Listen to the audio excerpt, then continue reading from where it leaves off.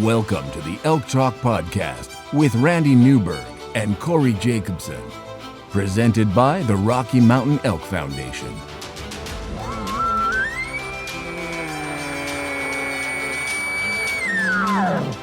The goal is what little you and I know about elk hunting, we share with people. I've got an elk building. It's like 120 yards away. What do I do? First off, the thought would never cross my mind when an elk's being 120 yards away to call anybody on a cell phone. All elk? All the time? Only elk? Only elk. Well, it's us having conversations, so we usually go down some rabbit holes, but If you hunt with Corey Jacobson, you will find the landscape is full of rabbit holes. We're just going to make this up as we go. and you look at it like, oh, that's a target-rich environment. But if you're trying to single one out, a solo target there is much easier to go into than a big group. We record everything, so there's no BSing, no lying, no faking it with us. Did we hit the record I button? thought I forgot to hit the record button. If you want to know something about elk hunting, this probably isn't the podcast to listen to. Should we give them a list of all the other podcasts where they might learn something?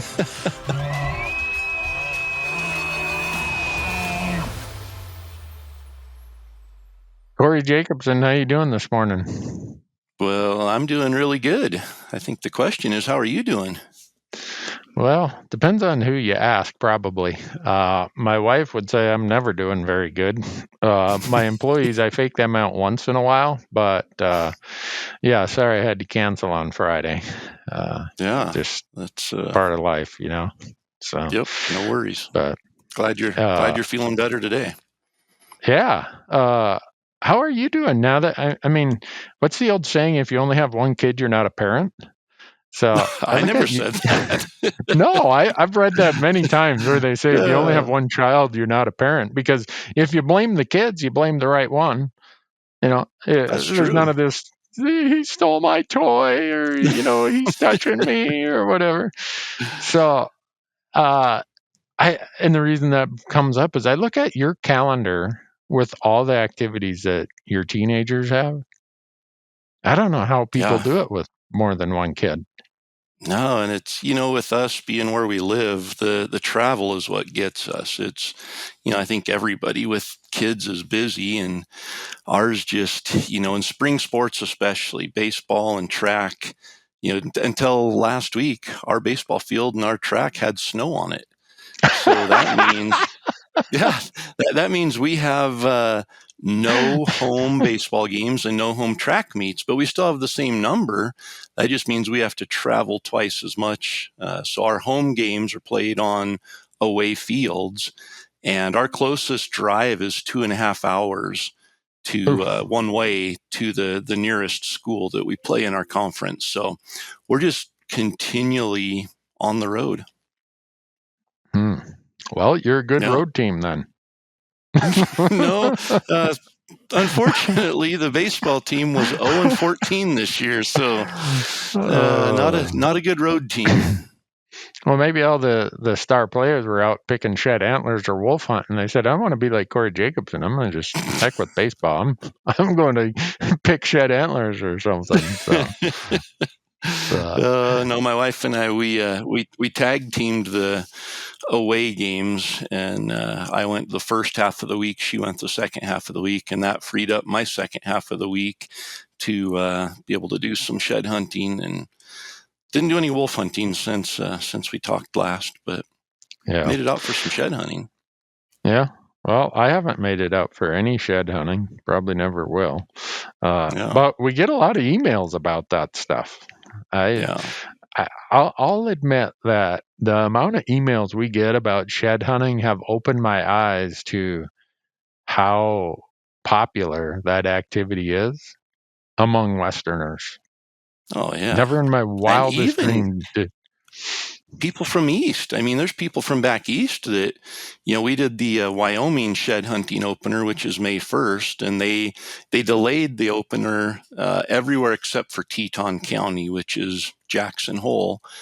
Yeah. But this is the last year non-residents can participate on the opener. They make it so in the future, non-residents have to wait 7 days after the opening of shed season before they can participate. So this year is the last year that non-residents can participate.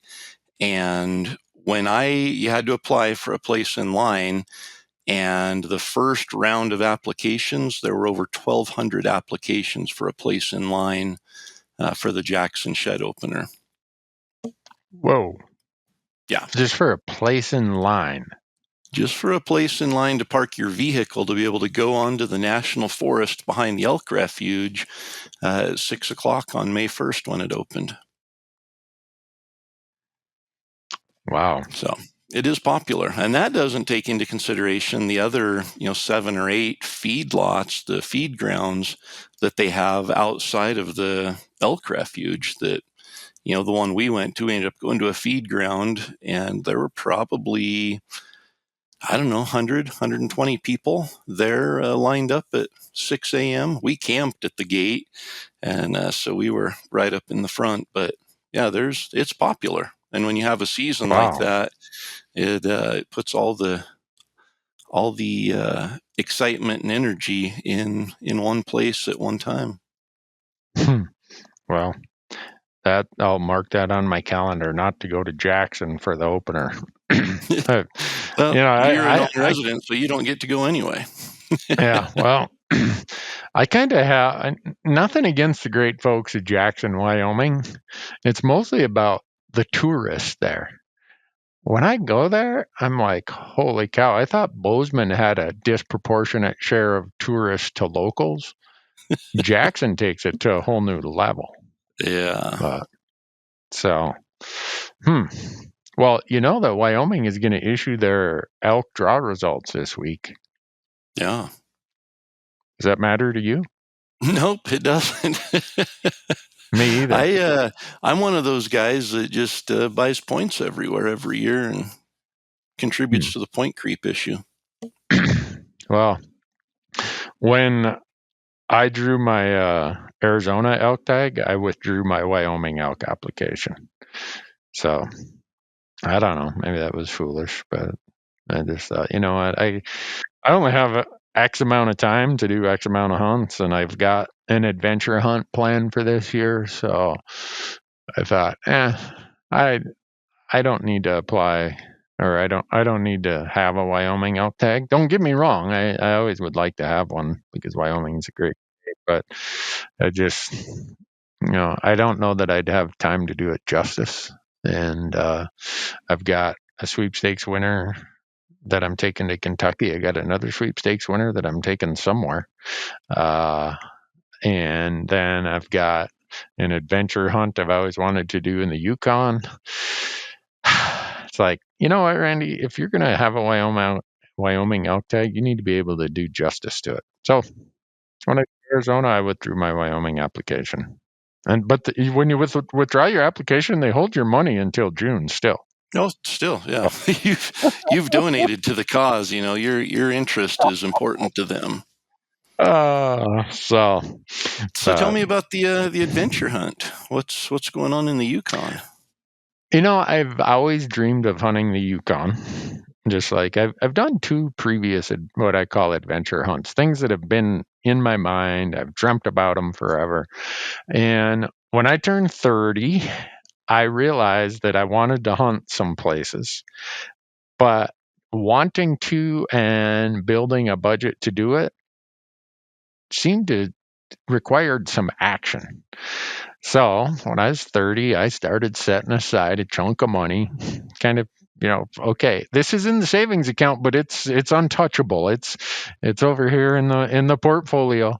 And at the time it was $200. And in 1994, that was a lot of money for me. I mean, the amount of sacrifices and stuff that I made along the way to be able to deliberately and consistently set aside this money. Well, I got to be 55, so this was 25 years later. If you want to have a slush fund, just put $200 or whatever amount aside for 25 years and never touch it.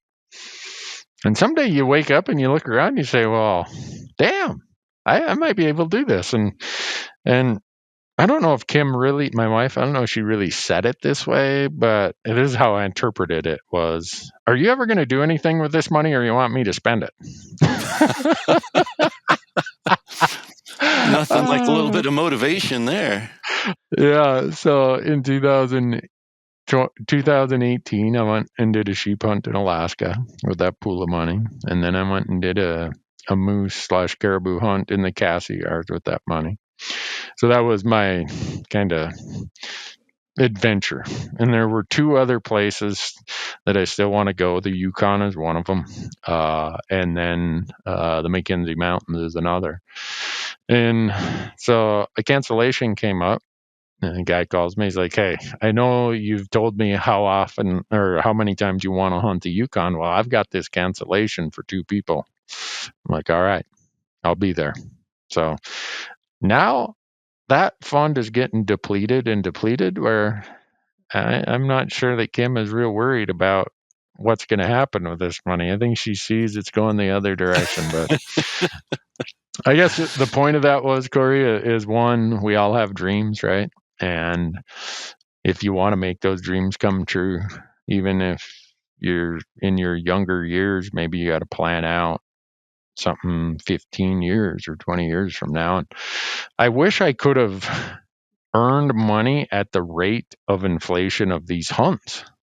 The cost of these hunts went up way greater than the rate of inflation. But anyhow, anyone listening who was in that situation I was when I was 30, you just got to have a plan and stick to it. And you're going to give up some things that, you don't have a membership to a golf course, or you don't have a this or a that. And I gave up a lot of things along the way. I drove some pretty old junky vehicles, but I lucked out and my health held up. And when I turned 55, 54, whatever it was, I went and started doing some of these things. And this is another thing. Anyone listening who's in their late 50s, this sounds really morbid, but you read the obituaries and you start seeing how many people are your age or younger.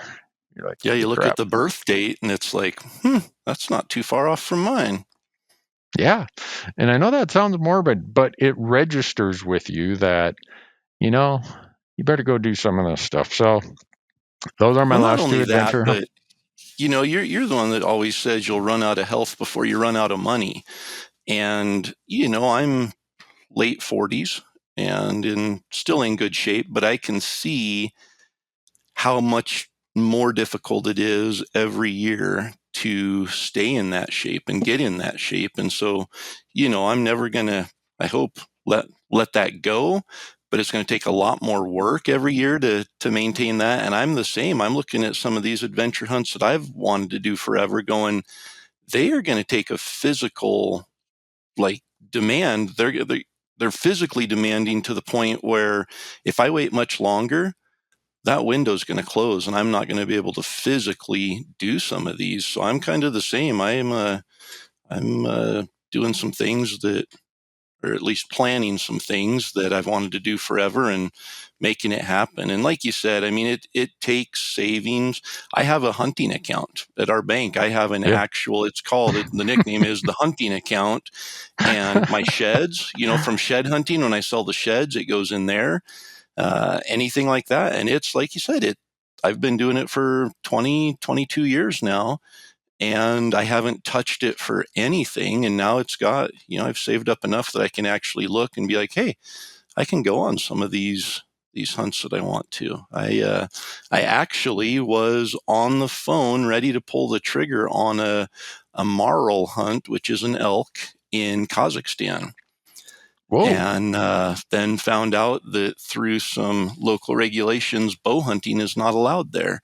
And I really have no desire to shoot an elk in the rut with a rifle. So we're looking at Mongolia now to go marl hunting in Mongolia maybe. And I want to go and experience these different parts of the world, but I'm not really ready to let go of elk hunting. So if I'm going to miss something in September, It's probably got to be elk. But yeah, I mean, Yukon moose, even Alaskan moose. I've never shot an Alaskan moose. Those are on my list. A red stag in Argentina or New Zealand is on the list. I'm actually going axis deer hunting for the first time in July this year. So starting to branch out a little bit. Pretty much the theme of all of these adventure hunts is I have to be able to call in the animal. So I want to call moose in the rut, axis deer, when they're roaring. I want to call in a stag when it's roaring, and I just think applying what I've learned from calling elk on some of these other species would be a lot of fun. Yeah.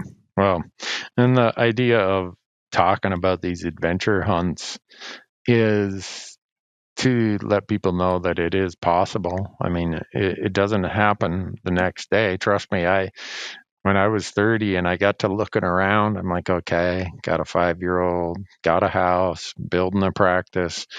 All right, I can't sacrifice those things. But what are the little things in my monthly budget I'd go without to eventually do this? And I know in today's world, it's not real cool to say, I'm going to save for something 20 or whatever years down the road.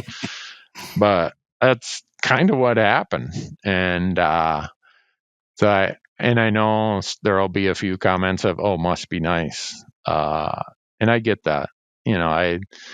When I was 30 and I would read about some of these adventure hunts and say, gosh, that seems so fascinating to go and explore those landscapes. I had a little bit of the, dang, it'd be nice if I knew how to pull that off and stay married and not sink the ship down at the CPA firm. But it required a plan. I guess that's the point of all this, is whatever your dream is, however big, however small in the hunting world, it does require a plan, and you got to stick to it. And unless you're just born into a gob of money, then maybe it's not an issue. But I've never had that trust fund issue. Well, the thing, you mentioned a plan, which is so important, but I think a lot of times, when you have a young family, when you are establishing a mortgage payment, and if you're starting a new business, you don't have the time. You shouldn't have the time. That's not the time to sacrifice those things to go and do an adventure hunt. But if you don't start planning, then you turn 50, now all of a sudden, your children have left the home, your house is hopefully paid for, or you have some more financial stability there, and you're ready to go, but you didn't plan for it. And then you're going, man, I wish 20 years ago somebody would have told me, plan now for it. It might be 20 years before you can go, but if you don't start planning now, it's not going to happen. So, yeah. Well, that's the other part of it. And then, the reason I had to cancel on us on Friday was that old, you might run out of health thing. A lot of people know I have this bum liver that I just never know when it's going to go sideways for a day, a week, a month, or whatever. And when I turned 40, must have been for my 40th birthday, I ended up in the ER, and they discovered this liver problem. I'm like, wait a second, I still got a lot of years to go. But for the first 3 or 4 years before the Mayo made it manageable, I'll admit I thought my hunting days were over.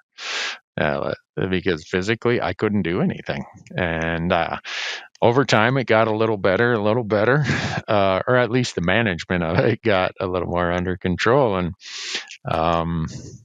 I just, at this point in my life, anyone who's listening who has some sort of health issue or seen somebody with a health issue, I'm not going to wait 5 more years or whatever. I'm going to do the one this fall, and I'm doing the one next year in the Mackenzies. And after that, if all I do is over-the-counter cow elk and pronghorn, you know what? It's been a great time. So absolutely. But then we have a listener. I always want to say viewer, but you and I are the only ones who view this. We're the ones going to see each other.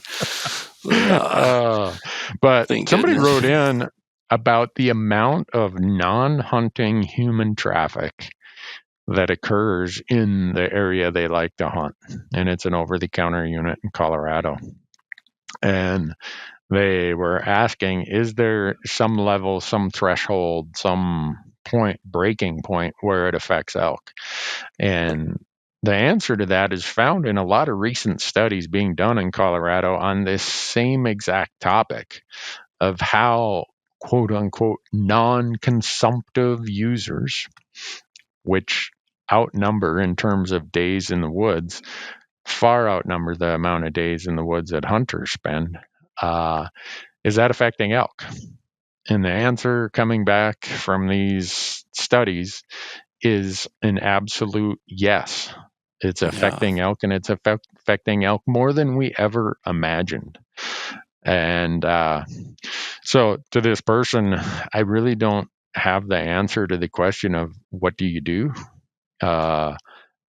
You're not going to convince the Forest Service to stop mountain biking and stop hiking and camping and whatever. It's a multiple use mandate. So how do you adjust your hunting strategy to what that impact is, or how the elk respond to that impact? Can you go to other places that have less of that impact? But it is a reality. I would bet if you took Labor Day weekend across the national forests or the public lands of the West, even though archery elk season is open in most states that weekend, the amount of non-hunters in the woods far outnumbers the number of hunters in the woods by some big factor of X. And so I don't have an answer to that one as far as how is there a threshold? How do you change it? Well, and I think so. Most non-consumptive users are going to be accessing public land from a trailhead on an established trail.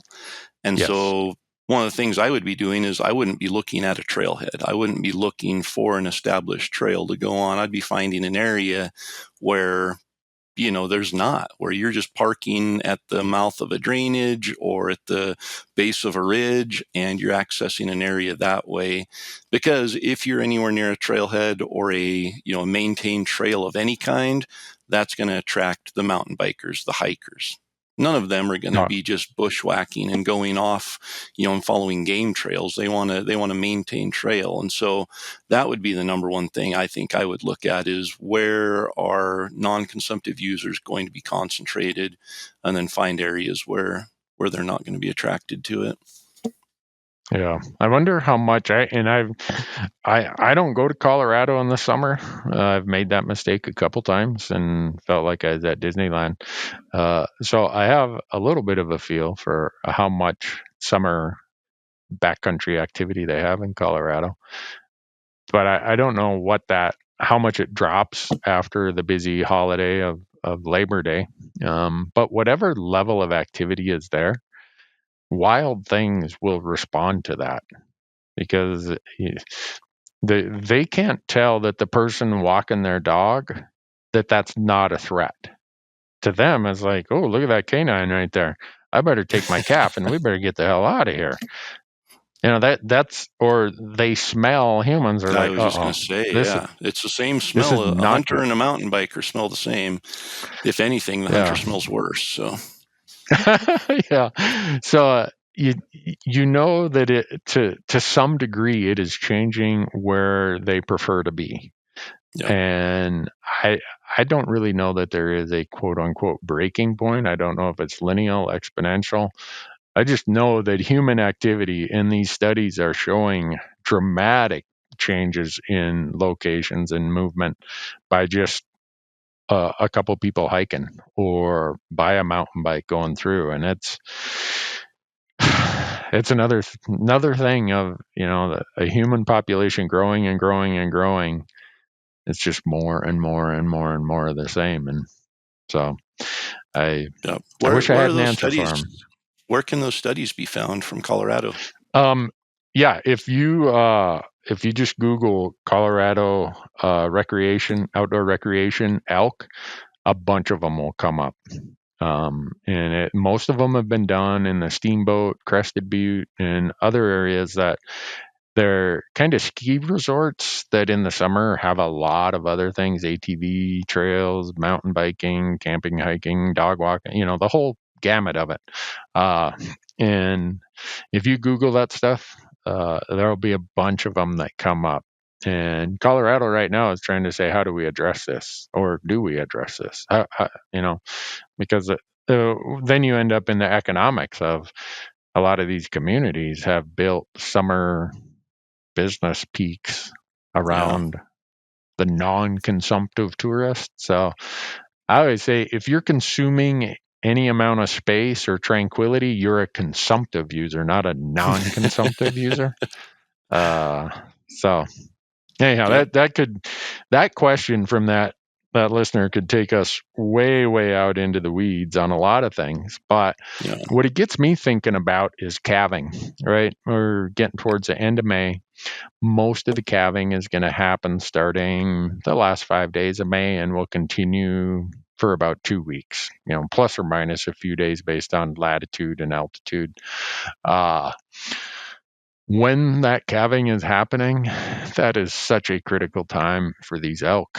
I see a lot of places that I go to where it says closed until June 15th for elk calving or wildlife calving. And that's really, really helpful. But even if we block the humans out of there, there's still a lot of other animals attracted. Predators. Yeah, there's a lot of animals attracted to calving elk. And again, we've read the articles or read the studies themselves that show how efficient bears are as a predator of elk calves in that first 2 weeks of their life.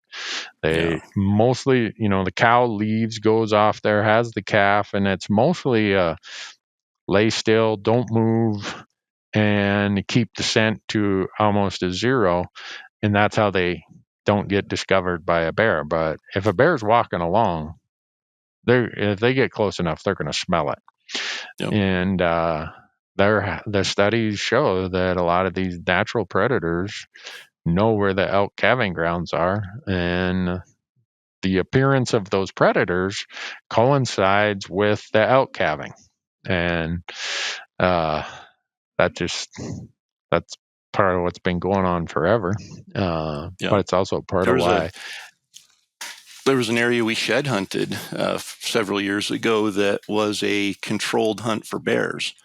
And so the bear population was super high there. And that last week of May, if you wanted to find a bear during bear season, all you had to do is find the elk. If you found the herds of, 40, 50 cow elk before they started calving, there were literally bears walking the ridge line down below that, just where they had the scent. And, during the middle of the day, the cows are in the timber and the bears would just walk that ridge line with their noses up, just smelling. And then, like you said, as soon as they start dropping, those bears are down there. And, in North Idaho, I know they did a study up in the Loch Selway a long time ago in the 90s, I think. And there was 80 or 85% calf mortality due to bears, which is why they added the 2 bear tag availability in a lot of units in Idaho, was to try to counter that effect, because they are such efficient predators of the calves in late May, early June. Yeah, well, when you have that level of predation, whether it's natural, human, or otherwise, they say that for a herd to maintain, they need 30 calves per 100 cows to get through. I can't remember if they measure it through the summer or through hunting season, but that's to maintain. So you start dipping below that and the herd is in decline. If you get above that, it's like, whew, oh, shit, maybe we're growing slightly. And you think about the math of the goal is plus or minus, again, 85 to 95% pregnancy rate in a healthy herd. Yeah, you're going to lose some of those over the winter. But between the calving period of late May to after hunting season, we're trying to get above 30. Well, if you can't get above 30, that's a problem. So if you're having, like you said, if that was an 80, say even 70% predation of the calves, there's no way that that herd You're is in going to decline. grow Yeah. or sustain. So if you're out and about, please give the elk as much space as possible this time of year. Most of the calving happens over a 2-week period because that 245 to 260 day gestation period goes back to when most of the actual conception happens, the last week of September and the first week of October.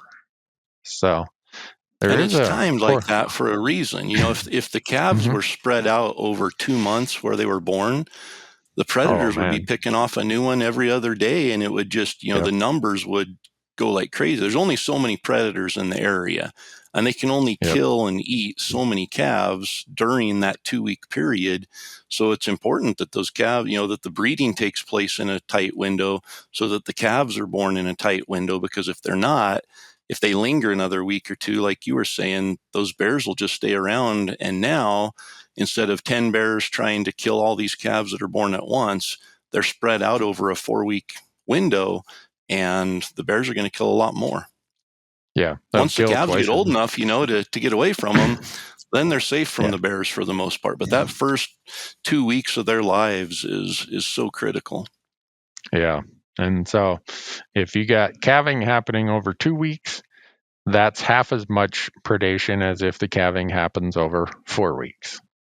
So it's just pretty simple math from that standpoint, which gets us to a lot of these things that we talk about of cow nutrition, why they need to gain all this weight before they get pregnant again. If they get 10% body weight or above, their pregnancy rate gets over 90%.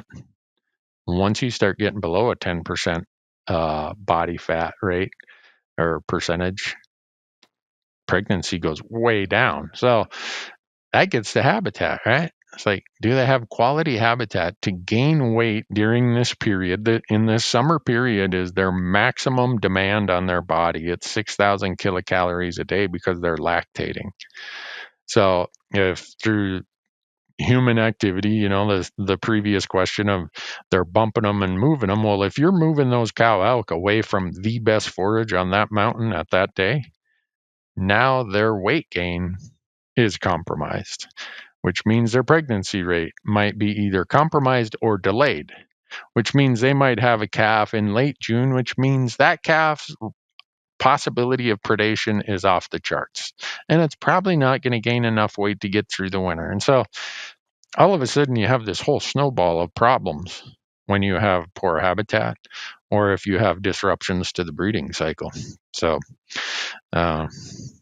we could go into We a can take lot of it one stuff for step later. further there as well. The calving is important for the rut for a couple of reasons, but the primary one, especially on a year like this. So we went to Wyoming for the shed hunt, and there was a herd of probably 80 or 90 cows still on the feed ground where we went to. Oh. And so you get 100 or 120 people tromping up through there. It was literally, okay, we're gone. The cows split, they all went their different directions, and they left the winter range right then.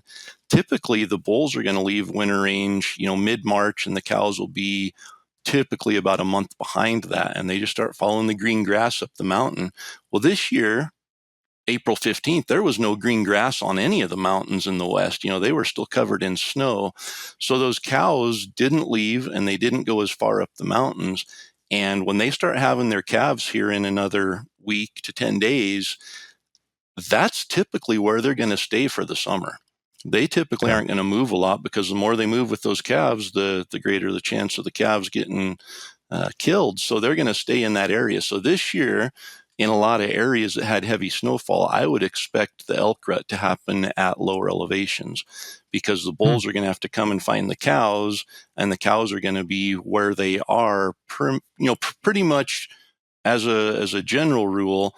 They're going to stay in the same area that they had their calves in. So wherever you're seeing cows here in 2 weeks from now, there's a good chance that it's going to be lower than where you would typically see them having their calves, which means that the rut's going to happen, that the bulls are going to have to come and find them there, rather than maybe 500 feet or 800 feet or 1,000 feet in elevation up the mountain where they might be on normal years.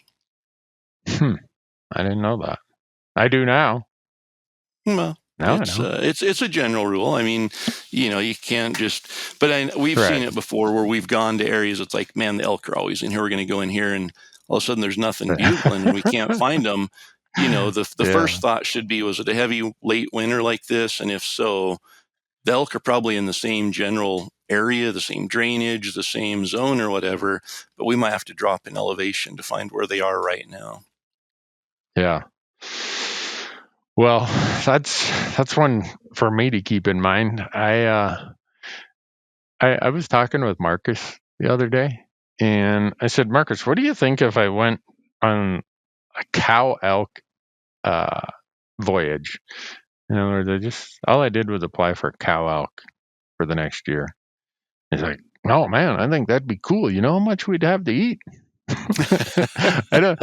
And then he kind of looked at me like, oops, did I just say that Randy isn't capable of finding and shooting a bull elk? Or he kind of had this little bit of how would I say, oh, can I take that back sort of look? But I think about a lot of this stuff in the context of cow elk. I focus a lot on what their needs are, what the habitat provides for them. But you were talking about how the bull elk leave the winter range earlier. And as a general rule, again, everything we say is pretty much a general rule, folks. So we get the email of, well, I saw one that was doing that. We get it. There are exceptions for sure. Yeah. As a general rule, you're going to find bull elk higher in the summertime on a different food pattern than what you're going to see cow elk. And when the rut happens, well, they come and commingle. But then in the post rut, again, you're going to find bull elk at a higher elevation in places that are a little more marginal on food, or quite a bit more marginal on food than what you're going to see cow elk. So if you're out rifle hunting in the post rut or late season and you're seeing cow elk, go higher. That's kind of like the rule of thumb. If you're finding cows, you're too low, go higher. So, but I'm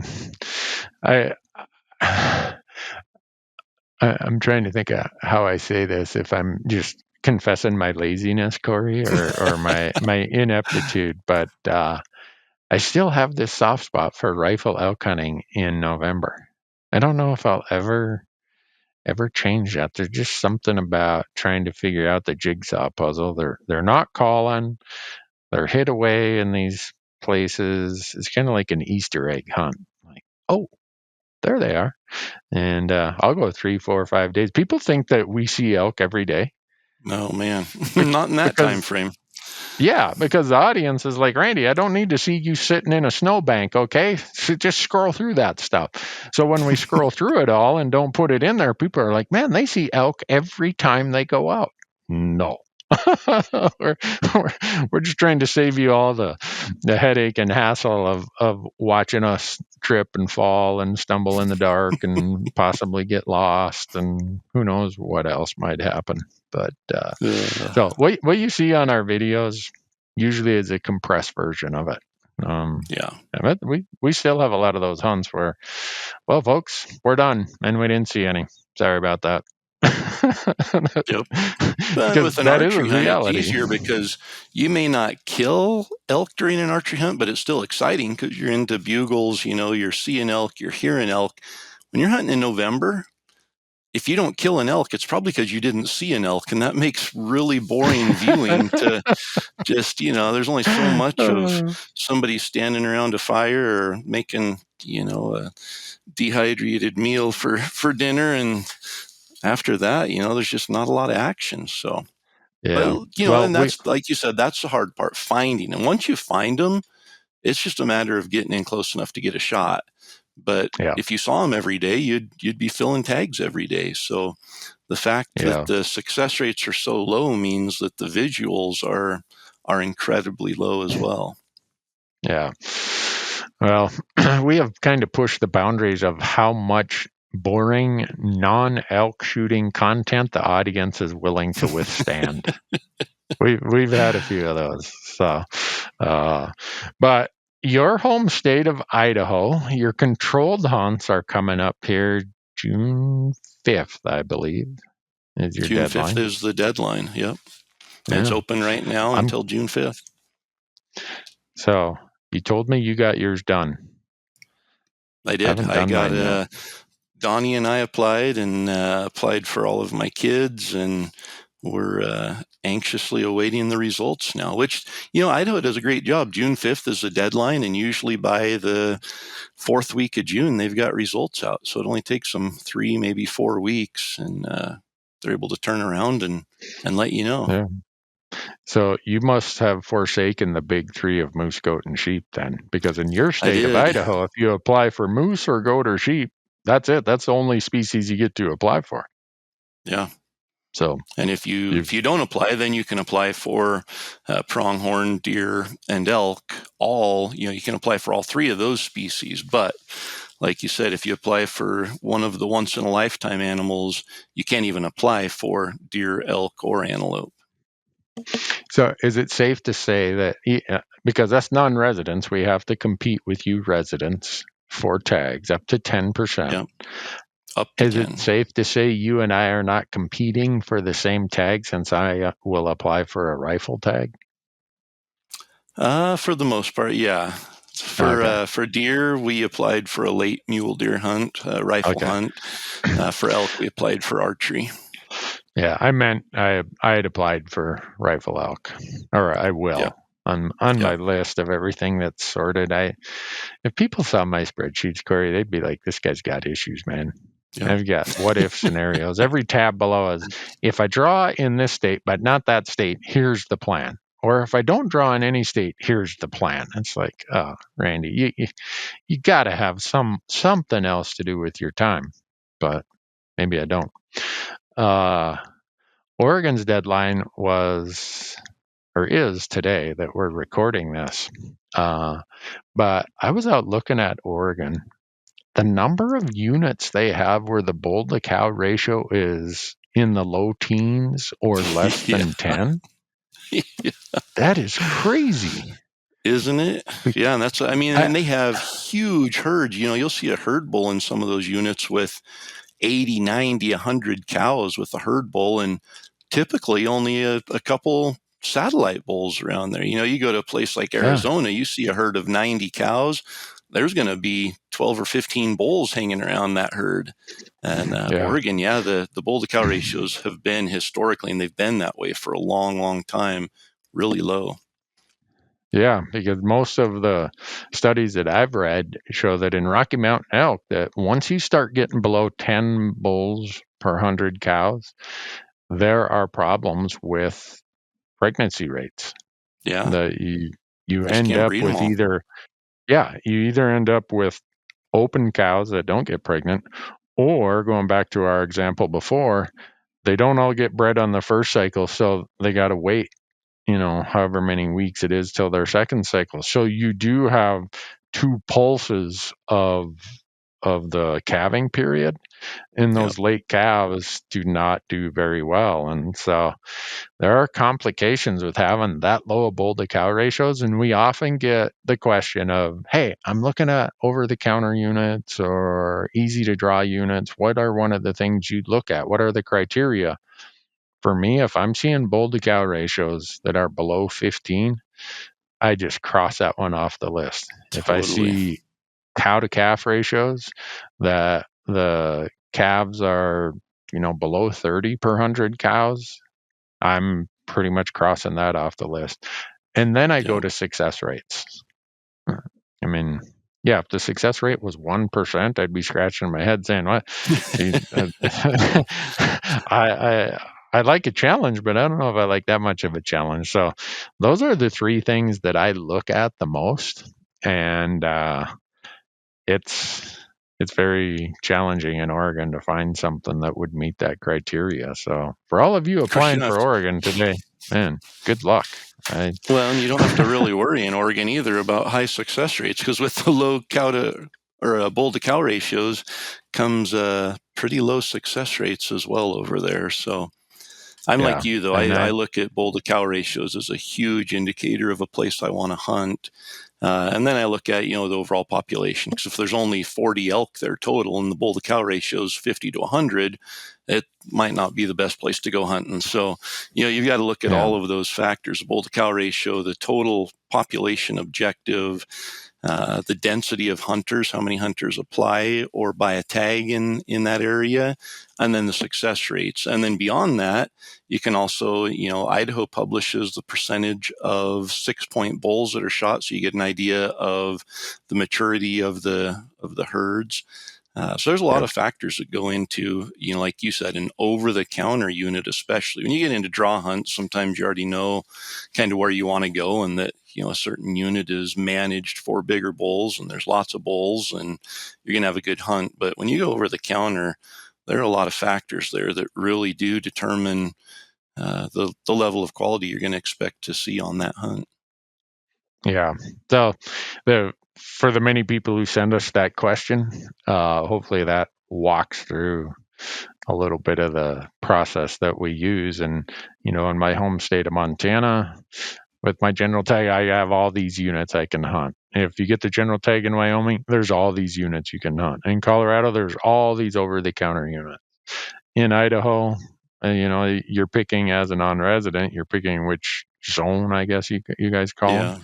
And so that's all over the map too. But that's the way I look at it. And I know some people are like, well, how do I go find all that? And I'll just tell you, the easiest way is go hunt. Filtering 2.0 sorts all that for you in a minute. So or less, yeah. And like you talk about spreadsheets, I think you and I both had spreadsheets. I literally had a spreadsheet for Idaho of all of that. So every year I had to go through each unit, find the data, put in success rates, bull to cow ratios, percentage of 6 points, all of that. And then I had to find a way to organize it and filter it out. And Go Hunt does all that. And you basically grab a couple sliders and move them where you want them. And then they're like, here are the units that meet your criteria. Yeah. So if you're interested in that, folks, go to gohunt.com, sign up for Insider, use promo code Elk Talk, and they'll put $50 of credit in the gear shop for you.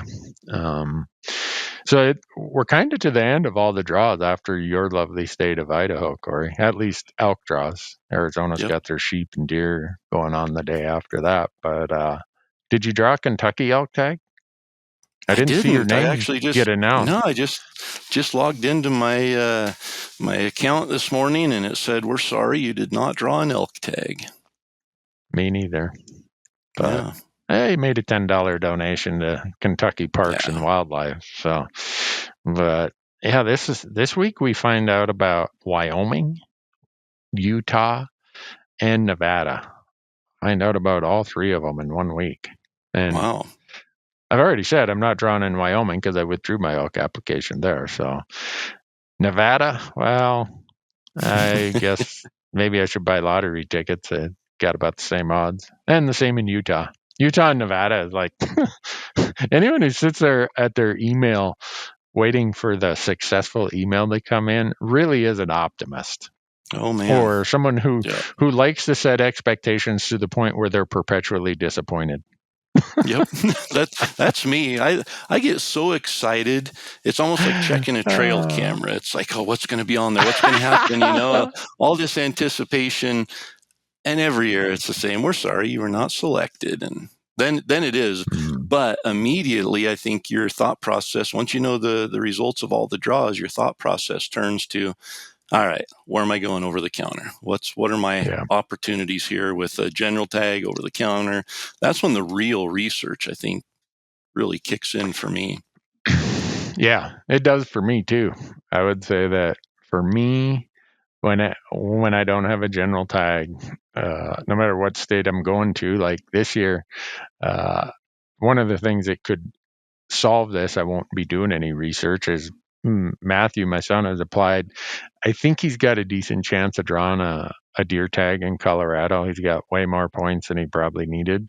And it just fit his calendar this year. So it's also a unit that is over the counter for elk. So if it's like every other time I go on a mule deer hunt in Colorado in an over the counter unit, I see a legal bull somewhere along the way, and I'm too much of a tightwad to have bought the tag and like, hey, bull, how you doing today? So this year, if Matthew draws, we're gonna fake him out. But usually, if Colorado ends up on my calendar, I have to go through that scenario of which one of these units. And I'll admit, in my home state of Montana, I kind of just have I like hunting here. I haven't shot an elk here for 20 years, but it's got great memories, and it's just where I go. Not because the success rates are very high. As you know, I've sent you there before, Corey. Yeah, I was going to say, we've talked about this before, that I'm pretty sure you don't do a whole lot of research on areas to hunt in Montana based on where we've hunted together and then where you've sent us to hunt, because we've not seen the numbers of elk like I know Montana has. Yeah, so I get a lot of people who email me, hey, have you ever hunted this area? No, not really. Oh, it's got pretty high success rates. Oh, it does? Oh. Like, I'm just in my home state, I'm in a rut.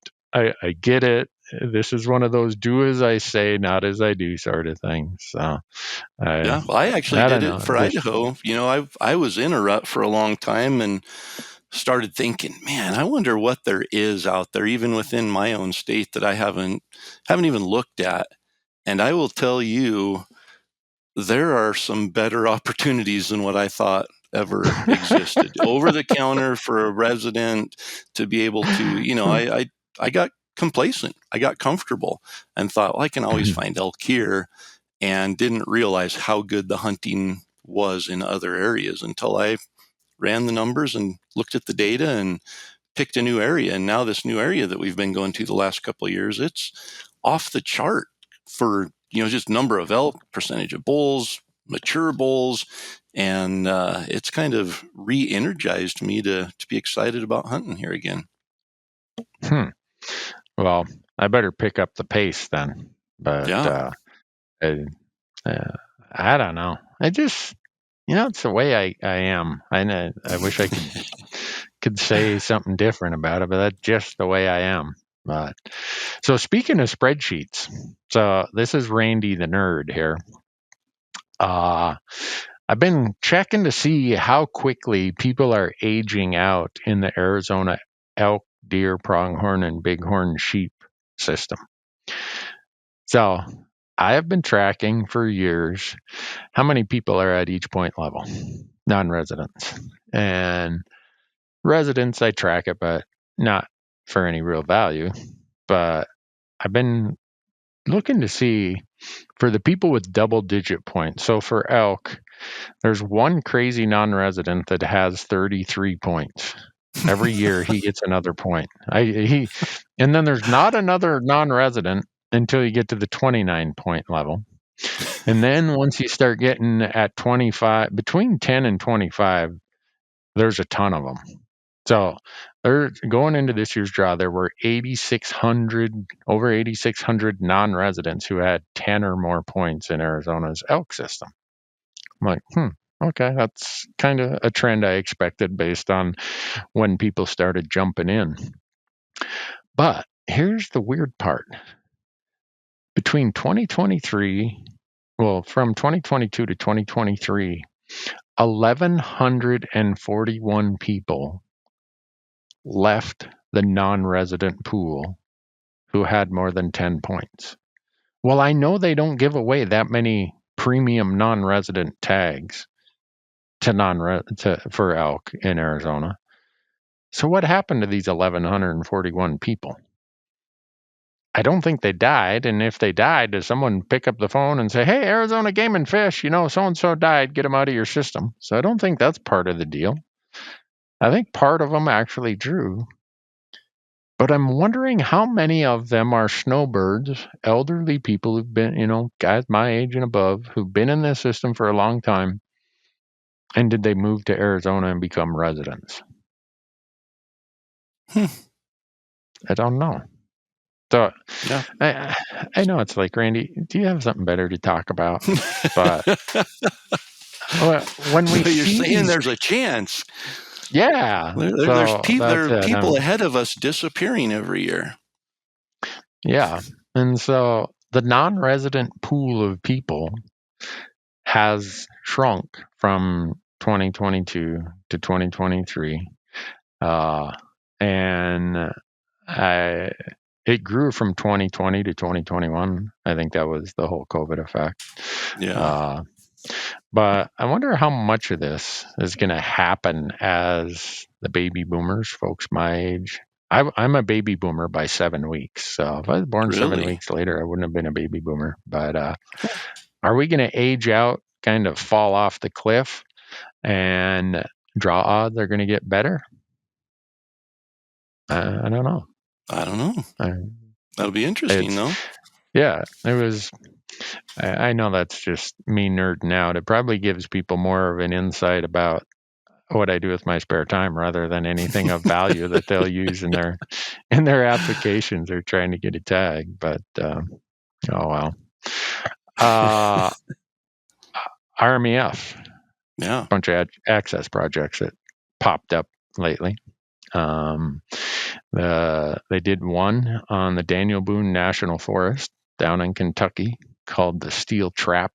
That's kind of that one conjures up some interesting thoughts, but that was a big project that they did down in Kentucky. And then they did another one called the Wildcat Canyon. That one is in South Dakota. So I'm sure some people are like, well, wait a second, there are elk in South Dakota? I thought it was just pheasants. No, I think there's 6,000 elk in South Dakota, if I remember right. But South Dakota's got to get with the program. You know, Kentucky has more elk than South Dakota. Twice as many elk as South Dakota. What's up with that? So, yeah, I actually talked to a guy in Wyoming when we were shed hunting there from South Dakota, and I didn't realize there were so many elk. He kind of shared the same thing, that was it southeast part of Montana and corner of North Dakota or South Dakota there. There's a pile of elk, that it's kind of the same herd that moves back and forth, or at least there's some crossover there. And there's a pretty good population of elk over in that area, and South Dakota's population continues to grow. Yeah. So I don't know if South Dakota's ever going to let non-residents apply for elk, but they don't. So yeah, that's why we don't cover South Dakota when we talk about draw deadlines. Or Arkansas. I think Arkansas also, their deadline's coming up, but non-residents can't apply. Yeah. So then RMEF did another project. They do them all across the country. This is how they get to this 1.4 million acres of new and improved public access. They helped out with a project in just outside of Battle Mountain, Nevada, called the Argenta Wildlife Management Area. It is now Nevada's 13th wildlife management area, and it's 1,500 acres. It's got all kinds of critters that are there, but elk have figured out how to use that because, well, Nevada is the most arid state in the country. And if there's water, elk might show up there in a place like Nevada. So, anyhow, those are just some recent updates of things that have been going on in the access world of RMEF. And if you're like Corey and I, and you think that increasing, conserving, preserving access is one of the critical things to elk hunting or any hunting, hopefully you'll become a member of the Elk Foundation, because of all the hunting groups, RMEF is really putting a lot of effort into the access side of it, and the results show. So hopefully people appreciate that, and they'll become RMEF members. Go to rmef.org. That's right. And don't forget, the Rocky Mountain Elk Foundation is having their, what do they call it? The Summer Elk Fest or something? Mountain Festival. Mountain Festival, yeah. Elk Camp and Mountain Festival, but it's in Big Sky, Montana this year. So it's changing. It's been in Park City, Utah the last couple of years, and it'll be in Big Sky, and it coincides with the World Elk Calling Championships, but that's coming up, was it the third weekend in June, I think the 22nd or 23rd. Something like that. So it's I don't know. I got it on my calendar. 24th is the Saturday. That's the day of the elk calling championships, and then the total archery challenge, I think, kicks off the 22nd or 23rd and runs through that weekend. So big event if you're looking for something to do, or if you're over in that area. There's going to be a lot of us there that be involved in supporting the Rocky Mountain Elk Foundation. So. Yeah, if you can make it, go do it. And part of the reason it moved to Big Sky, I was wondering why they move it, is Park City is a cool place, but once you go to Park City, you're kind of trapped in the whole resort environment. There's not a lot of other stuff to do. There's not less expensive places to camp or stay. They kind of have you captured there. And some of the attendees are like, could you find something that's less expensive, that is easier to, because a lot of people, they come out, they just want to camp. They don't want to stay in a big hotel resort setting. So there's lots of that around Big Sky. Lots of places to do that. And hopefully people will go there. It's a ton of fun. If you ever want to see the rank and file average volunteer member of RMEF, Mountain Summit is a place to see that. I mean, they might all be walking around with a bow in their hand because they're going to shoot the course, but are you going to shoot, Corey?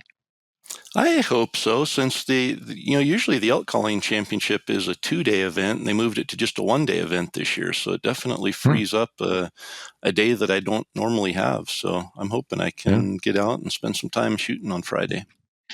I'm not shooting. Well, you've got a reason. Well, you mean other than infirmity, blindness, insanity? You've got a temporary reason this year. Yeah. No, I haven't shot my bow yet. I was out shooting my rifle this weekend, and so I've been going through all this PT, right, for my right arm that's all messed up for my food poisoning event, and I need to start doing PT with the grip of a rifle stock, because one thing you realize is that if you're going to shoot with proper form, you got your elbow up a little bit, you're trying to brace this way, and bending, if you try to lift yourself up by pushing your right hand down and lifting your body up, bending my arm or my wrist back that direction is really difficult. Well, every shooting form is you kind of want to have your wrist as parallel to the stock as possible so that you're pulling the trigger straight back. I was out shooting this weekend, like this bear in Alaska next week. He better be really, really close, because I was not that impressed with my shooting talent this weekend. Really? And so I tried it with the brace, and then I tried it without the brace. And so I'm going out again tomorrow and the next day. I'll have it dialed in, but I had no idea that not being able to bend your wrist would mess up your rifle shooting that much. But it definitely had an impact.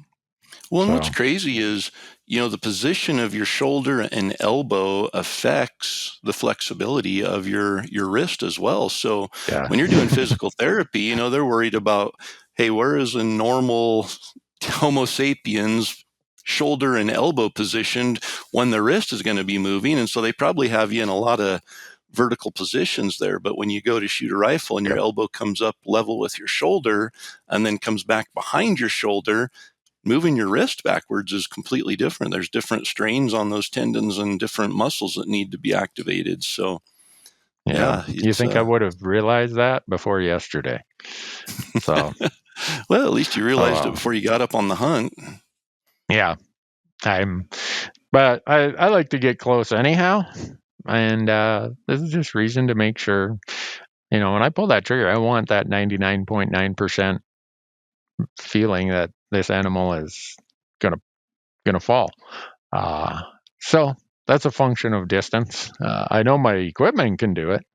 It's going to be a matter of how comfortable am I, and it's. I don't want to give the feeling that it's like just winging them out there. It was okay, but I have a pretty high expectation of myself, and it dawned on me how much work I have to do, both with my wrist, but with adjusting now to a shooting style that will work with these problems I have. And it got me thinking about, okay, what's I going to do to my archery shooting? I mean, a lot. yeah. Yeah. I wish people could have seen the look on Corey's face before he said a lot. A lot. Well, you just think, I mean, with a rifle, you're in a, you come to a certain position, everything gets static, and all that moves Right. is your finger. But man, with a Yeah. bow, I couldn't even imagine having severed tendons in my shooting arm, trying to draw back a bow and get my finger to squeeze the trigger and everything else stay without moving. That's a whole new set of physical therapy. Yeah. So I got a lot of work ahead of me. Let's put it that way. So No. You got maybe time. it'll give me something to do other than mess around with spreadsheets, right? There Worry you go. about how many people flunk out of the Arizona system each year. But oh well.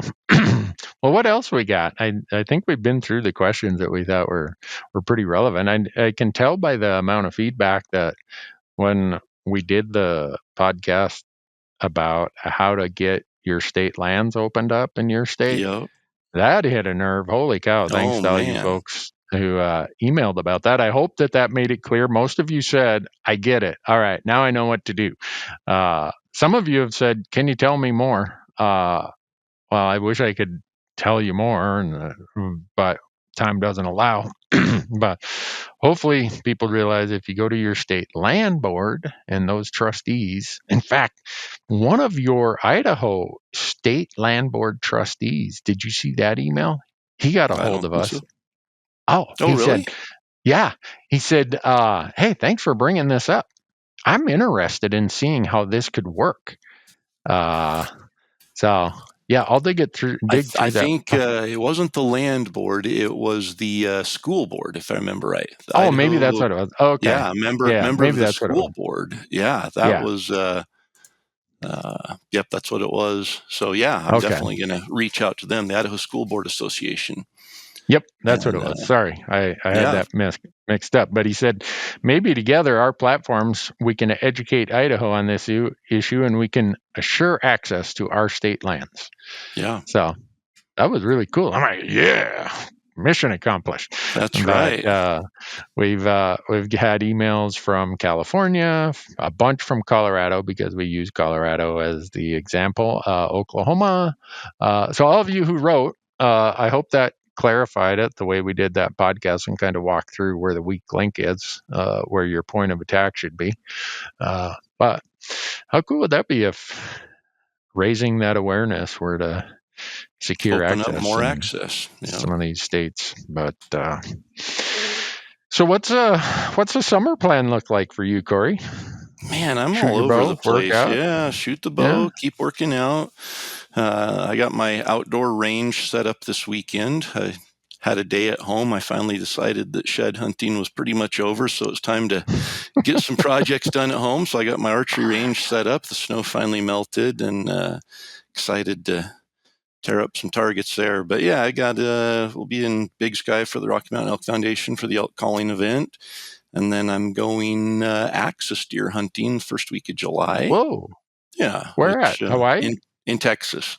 Oh, okay. Yep. Going down to Texas. And my only two requirements were I have to be able to call and I have to be able to hunt them with a bow. So we're going to see if we can go down there. Oh my goodness. Yeah. Really? Yep. I didn't know that. Yeah, it's almost like a kind of a red stag roar.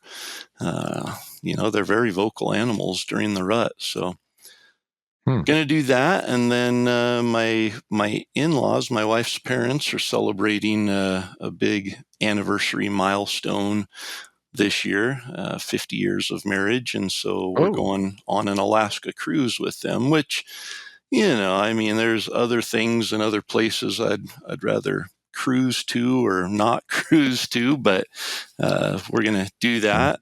And then a couple other events. I'll be in Bozeman at a Sitka event in August, and just getting ready for elk season. I can already see the end of August is going to be here like immediately, and I'm going to be underprepared again for elk season. But yeah, lots of good stuff.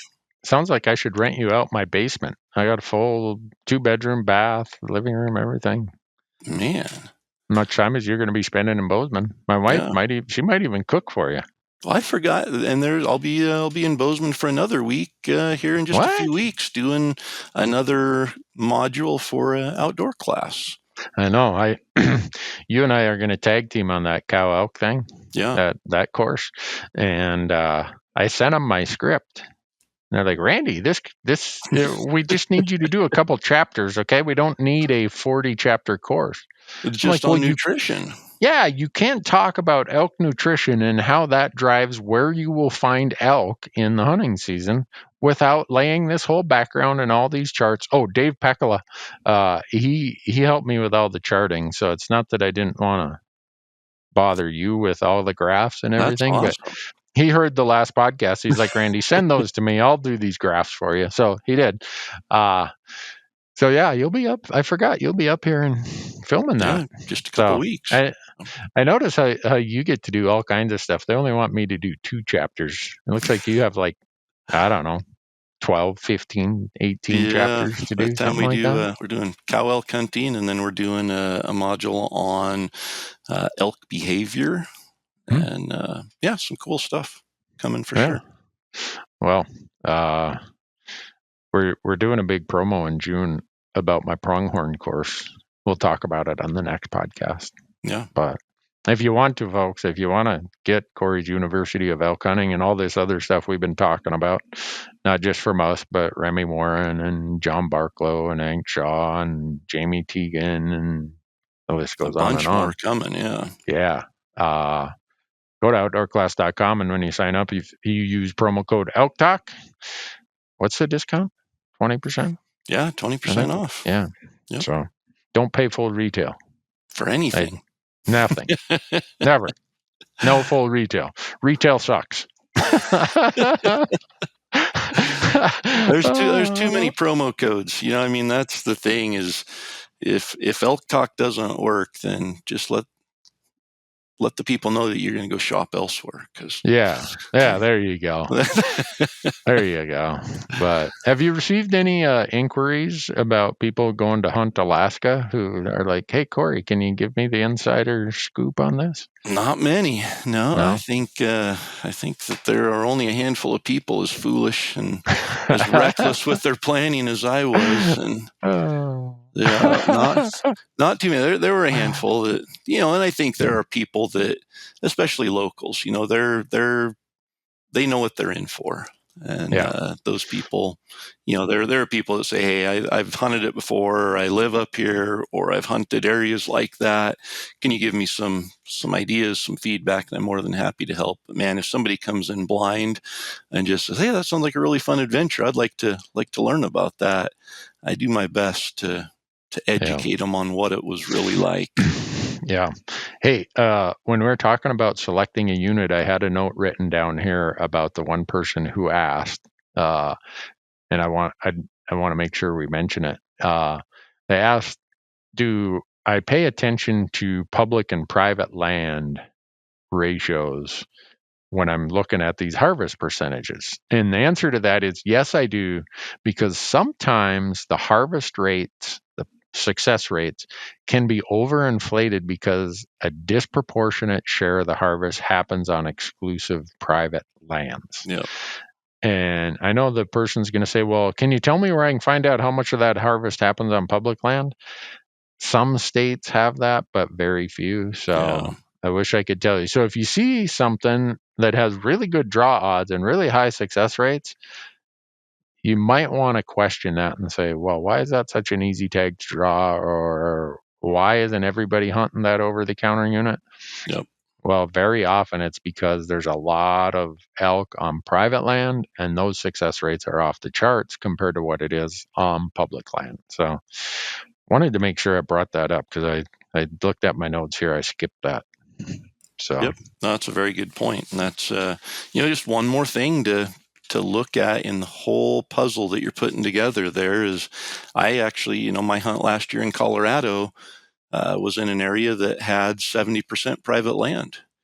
And, I thought, well, 30% is not as much, but it's a controlled hunt. There's not going to be as many people, so I'm not going to be fighting the crowds for that 30%. And I guarantee I can find elk on public land if 30% of it.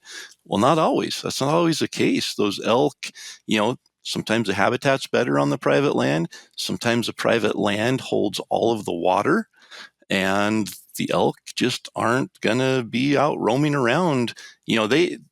They may or may not know the private and public land boundary based on pressure or anything, but they know where it is based on water and feed. And when private land holds the water and feed, it doesn't matter how convincing your calling is or how convinced and optimistic you are that your luck is going to be good. It's not going to put elk there. So it's a very important part to consider for sure. Yeah. And that's, there's places in Montana where it's a general unit and people would be like, whoa, look at those harvest success rates. Well, it's, there's a couple things that relate to that. One, Montana's harvest reporting method, if you've ever been called, it's like 1958 technology. And then two, there could be a lot of private land there. So yeah, they using Montana's phone system. I mean, do you answer a phone call, Corey, if you don't recognize the number? Nope, I don't. Nobody does. So Montana still uses this old phone system, and they'll call you. I'm calling. Did you shoot a white-tailed doe this year? Yes, I did. Do you want to know about my elk hunting? Nope. Oh, what about my whatever? Nope. No, just calling on white-tailed doe today, and they hang up. That's after about 10 sequence of callback, hang up, callback, because if I don't recognize the number, I just think it's someone wanting to sell me extended car warranty or a replacement windshield for my vehicle, or your Bradford and Dunn score qualifies you for a business loan. Yeah. So here's the funny part. Using that model, Montana's models sometimes project out more bucks and bulls harvested than tags are issued in some of our limited entry units. It's like, all right, either we got people who are hunting limited entry units without a tag and didn't know it, or your model is way out in the weeds.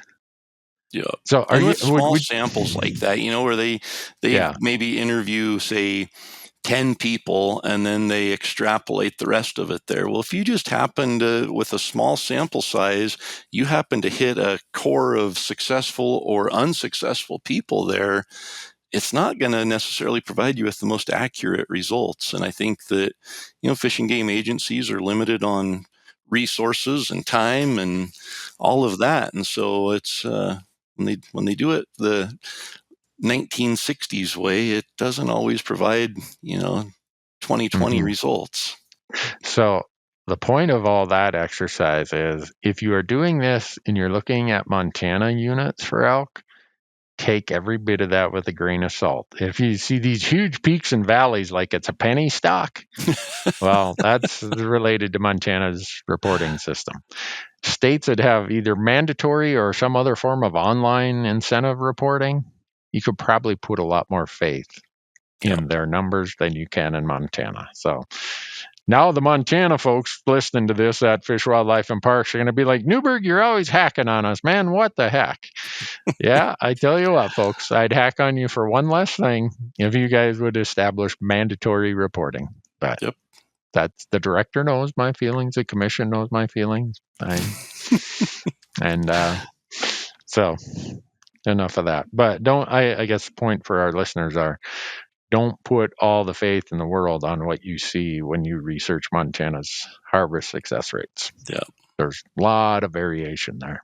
So, but anyhow, that's that kind of covers everything I had for today, Corey. I really apologize that I was non-functioning on Friday and we were supposed to do this and have it published by today, but it'll be a day behind, but not a big deal. Yeah. We've missed it, but we've missed the window by more than a day before. So Yeah. Well, if there are any listeners out there who have a portal vein, that they know how to regrow one, add water and mix and graft a portal vein, I'd gladly be patient zero for that experiment. But so no, and I know you and I hunted New Mexico that time, and I started getting sick. So you've seen what happens when my liver doesn't it's function no well. fun. Yeah. And we tried to hide it for years when we first were on TV, but after a while, it's like, you know what? People wonder, well, how did it snow 3 feet from the last time we saw Randy? Well, he was convalescing in the tent for the last 4 days. So now we just tell the people, you know what? He's an old codger. If he tips over, we're just going to bury him here. And, so we talk about it now, but I always tell people, if this is the worst problem in my life, it's going to be a really good life. So, but anyhow, folks, the delay of this podcast is on me. So sorry about that. No, I'm just glad you're feeling better today. Oh yeah, I'm full of it today. But, that's because I'm sure I'm drawing a Utah or Nevada elk tag later this week. I hope you do. Oh, I appreciate that. But I would say if you could buy odds down in Vegas on it, you would definitely want to bet against that probability. They'd have to give some really good high odds for anyone to take that bet. So, yep. Well, Corey, you have a great day. You do the same. I'll be back from Alaska. I'll be up there bear hunting. I'll wave over the wreckage of your elk hunt as I fly by. I'll look down at that island and say, boy, I'm glad I'm not doing that. I'm just going to putt around in a boat here. I bet it looks beautiful up there this time of year. But oh, it does. It looks really beautiful. Black bear hunting in Southeast Alaska is even easier than pronghorn hunting. Wow. Yeah. So that's why it's good for a guy who drives a desk for a living, like an accountant. So, I'm sure the number. Yeah, I will do that. Yeah. And I'll do all I can. When I come back, I'll be full of big stories, and we'll have more listener questions to answer. So, and you will have drawn your, whatever tag by then, I'm sure. So. I probably not, but no. We'll keep our fingers crossed till then anyway. All right. Well, thanks for being here. Oh, one other thing. What's your next hunt? Your peak, reach your peak thing. Oh, the little mini series, Reaching Your Peak. Yeah, we'll have so this will come out, the 16th, 17th of May, and then the next Monday, which is 22nd, we'll have another episode. So every other week we'll have an episode of the mini series, and the next one is it's a good one. There's it might be a little longer because it takes so much longer to tell the story of 3 elk getting shot. So holy cow. Yeah. All right. That's a good one. That'll be worth waiting for then. Well, you only have to wait a few more days. Well, have a great day, Corey. You too. Thanks, Randy. Yeah, thanks for being here, folks.